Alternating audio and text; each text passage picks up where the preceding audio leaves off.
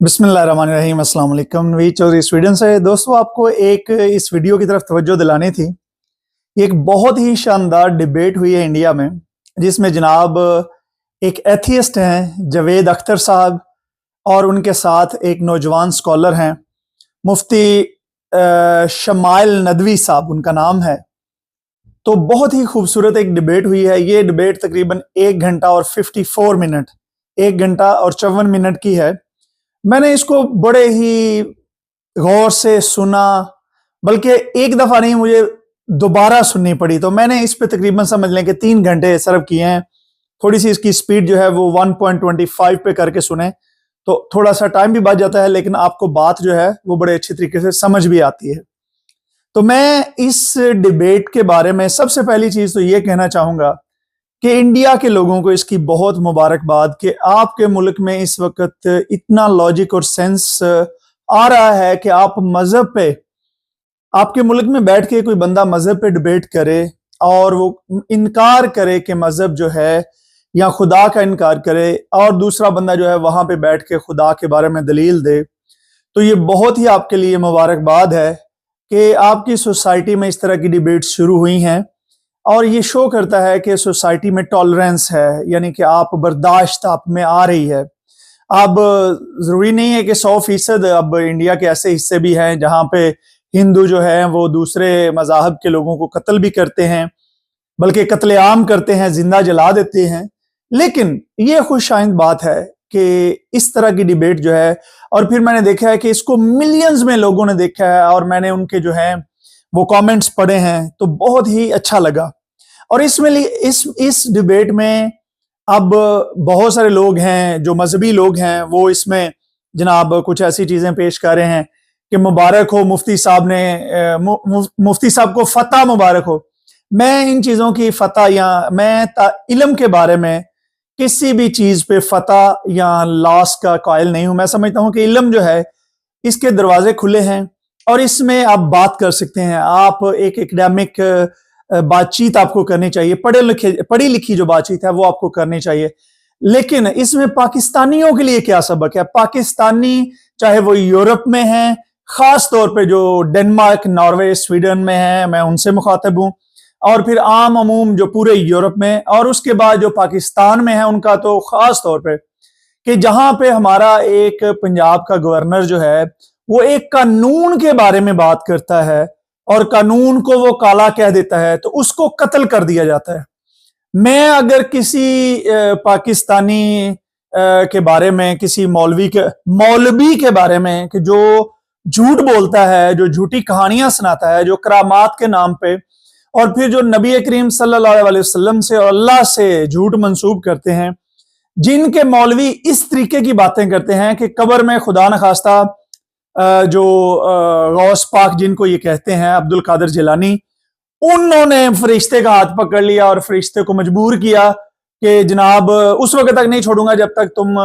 जो है वो मेरे सवालों के जवाब नहीं दोगे। फिर अल्लाह ने फरिश्ते को कहा जाओ वो जो कुछ कहता है उसकी मान लो। तो नाउज बिल्ला ऐसी कहानियां, और इसके अलावा बड़ी कहानियां। मैं अगर उनके बारे में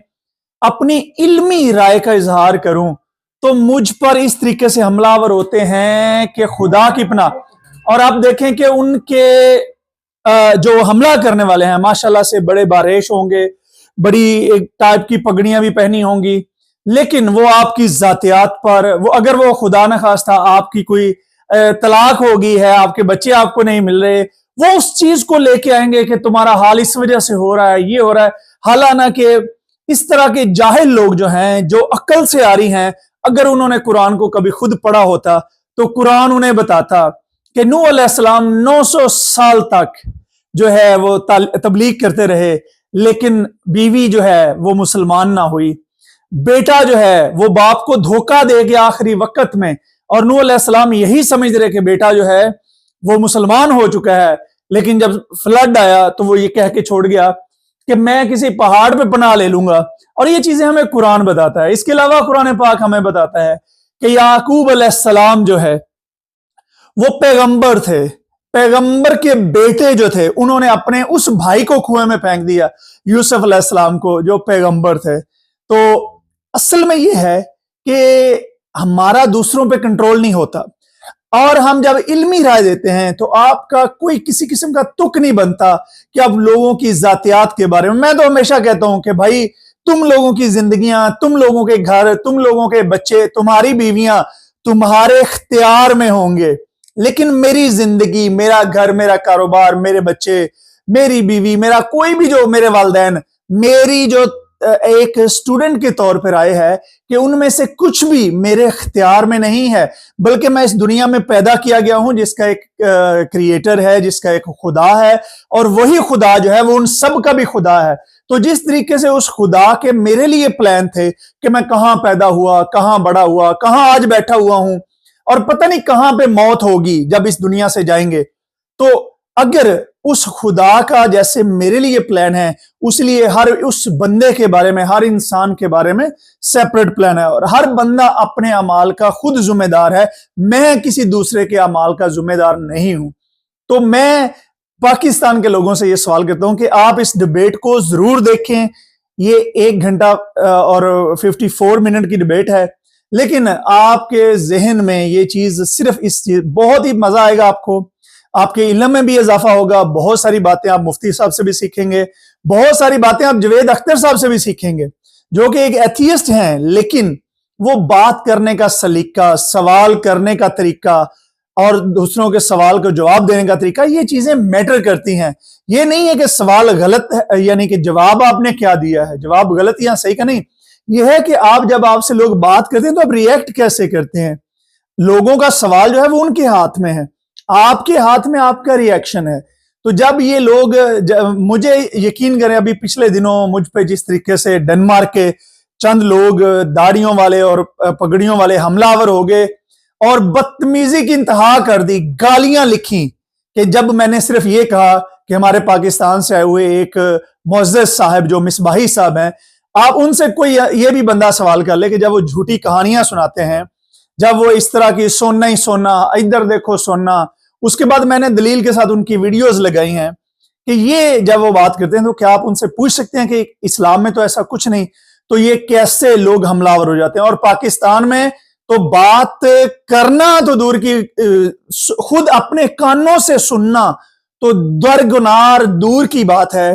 سنی سنائی بات اگر کہیں شور پڑا ہوا ہو، کہیں پہ رولا مچا ہوا کہ اس بندے نے توہین مذہب کر دی، اس نے توہین قرآن کر دی، اس نے توہین رسالت کر دی، اپنے منہ سے یا کوئی ایسا لفظ کہہ دیا، تو اس بندے کو فوراً زندہ جلا دیتے ہیں، مار دیتے ہیں، قتل کر دیتے ہیں۔ اس کو بچانے والا کوئی نہیں وہاں پہ ہوتا، اس کو سارے کے سارے لوگ مارنے والے ہوتے ہیں۔ تو یہ ہم پاکستانیوں کے لیے سوچنے کی بات ہے، پوری دنیا میں جہاں بھی ہم ہیں، ہمارے لیے یہ لمحہ فکریہ ہے کہ جن کو ہم کافر اور جس ملک کے خلاف ہم نے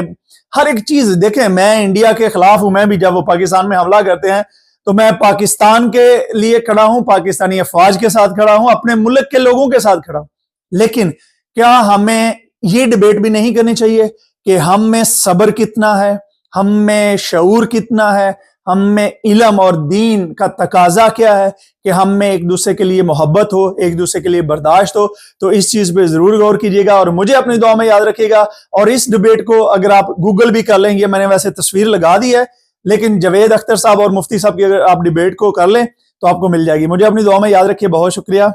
خدا حافظ۔